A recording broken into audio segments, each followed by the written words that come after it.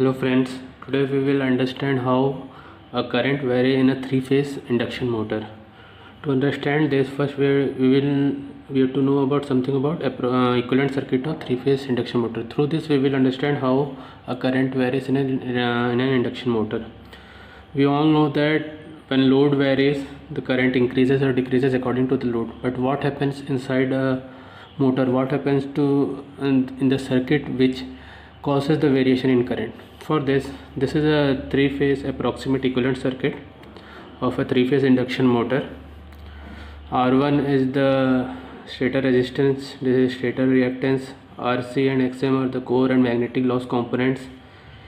E1 is the back EMF of stator, E2, X2 is the rotor reactance, R2 is rotor resistance, S is slip, and E2 is rotor back EMF.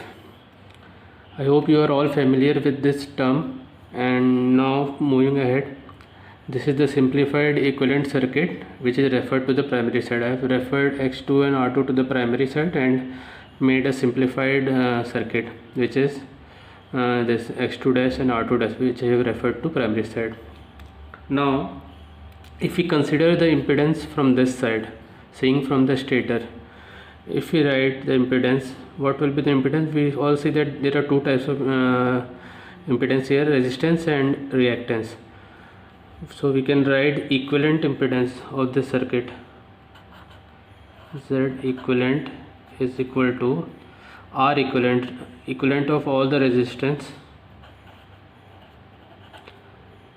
plus J X equivalent of all the reactance, plus we see that this R2 dash upon S, this is a variable factor, this is not constant. This component changes with slip or speed, so we will write it separately, R2 upon S. So this is the equivalent impedance of the circuit. So we will keep this for as a reference and we will move ahead. We have calculated the we have seen the Z equivalent in the previous page. We will write it here for reference. Z equivalent is R equivalent plus JX equivalent plus R2 dash upon S. So we will keep this as a reference. Now what is slip? We all know that slip is NS minus NR upon NS. This is synchronous speed, this is speed at which rotor rotates, this is synchronous speed. It defines the slip of a motor. Now what happens is, whenever a motor is running at a fixed load, suppose let us understand this by example. Suppose we are taking a two-pole motor, so its synchronous speed will be 3000 rpm. Let's say motor is rotating now at current load, it is rotating at 2970 rpm.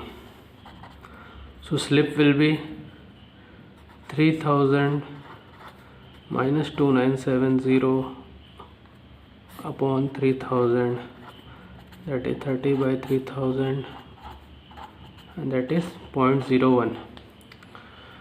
Now motor is rotating at certain load, and now it is a dynamic equilibrium. The stator is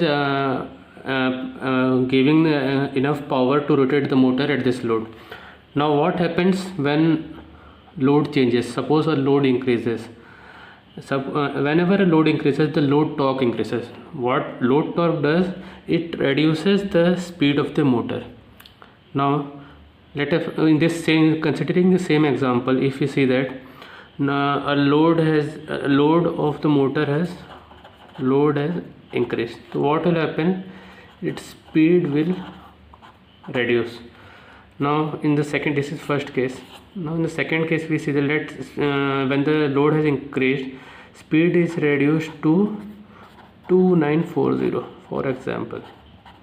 Now the slip is 3000 minus 2940 upon 3000, that is 60 by 3000, that is 0.02. So in this case, first case the slip was 1%, second case it is 2%. Now in both case, if we see the equivalent impedance R2 dash upon S, in first case it is R2 dash upon 0.01. In second case it is R2 dash upon 0.02. So this is 100 R2 and this is 50 R2.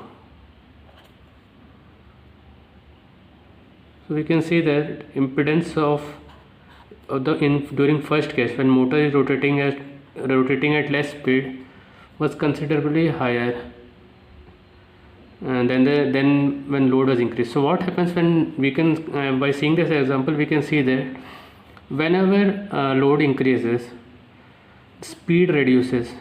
Due to speed reduces, this impedance, this factor, this variable factor reduces.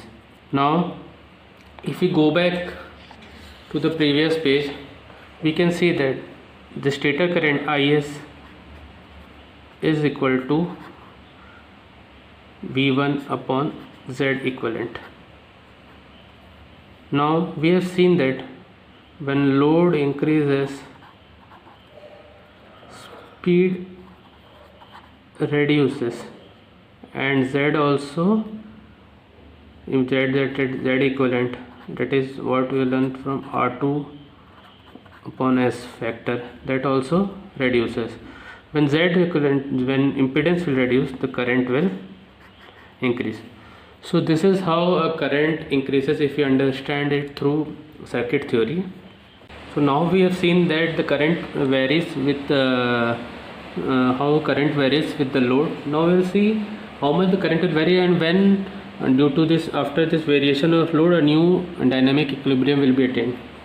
So this is a torque slip characteristic of a three-phase induction motor. In the x-axis we have taken speed, in the y-axis it is torque. The rated torque of motor is somewhere here in this region, at this point. And let us say that motor was operating here, that in our first example, when motor was rotating at 2970 rpm. Now we have seen that whenever the load has been increased, it increases the load torque. Due to increase in load torque, the speed will reduce. When speed reduces, we can see that when speed reduces, suppose speed reduces to here, the new torque will be this. And now we've seen that through this characteristic that whenever the speed reduces, the torque increases. This increase in torque compensates the increase in the load torque and a new dynamic equilibrium is attained. Similarly, if the load torque reduces, if the load reduces, then load torque will reduce. When load torque reduces, since the input power is more, it will increase the speed of the rotor, and suppose it increases and speed reaches here, corresponding to this speed, the torque is this. So we can see that as the speed increases, the torque reduces. But this phenomena what we are saying to torque slip characteristic, it is limited to certain region. I have marked here, this is the operating region of the motor, this is the rated torque, this is the maximum torque with which it can operate continuously, and in this region motor does not tend to operate. We will discuss it about later, but for now this is the operating region of motor, and this is how a torque varies with speed. Now we have seen through circuit theory and torque slip characteristic, then how current varies. Now we can understand it through one more way. I have drawn an equivalent diagram of a three-phase motor which resembles a single-phase transformer. Here it goes, that this is the input voltage, this is the stator equivalent impedance, this is stator coil, this is rotor coil, this is rotor reactance and rotor resistance, which depends upon the slip of the motor. This core, we all know that stator and rotor coil are linked through air gap flux. So this core resembles air gap. So let it understand it to this way. What happens is whenever a current flows through the stator coil, an EMF is whenever a stator flows through current coil,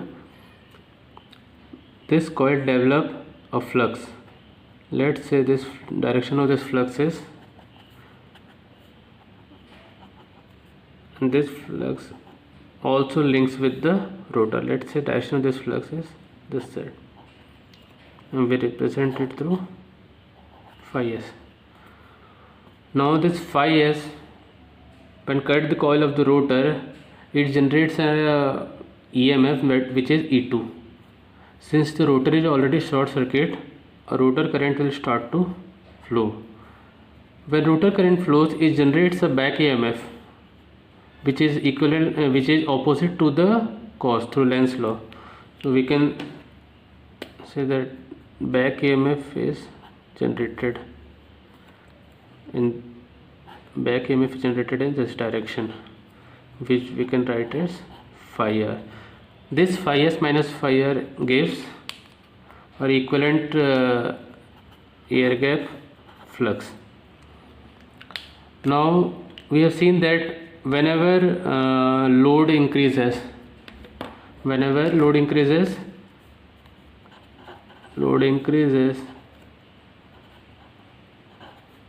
slip increases and resistance of rotor reduces. In this circuit, when resistance of rotor reduces, the IR will increase. When IR will increase, the back EMF of this coil E2, which is phi r will also increase. So what is air gap flux is phi s minus phi r. If phi r increases, phi a will reduce. When phi a reduces, the back EMF E1 will also reduce. Now IS, we can write this IS as V1 minus E1 upon ZS. So we can see that when load has increased, the back EMF E1 has reduced. When E1 has reduced, IS will increase. Same thing will happen when load reduces. When load reduces, slip increases. Everything happens in the same way. Resistance of the coil, the rotor will increase. Rotor current will reduce. Back EMF will reduce, and air gap flux will increase. When air gap flux increases, E1 will increase, and this IS will then reduce. So this is two way we can explain how current varies in a three-phase induction motor with the load. Thank you.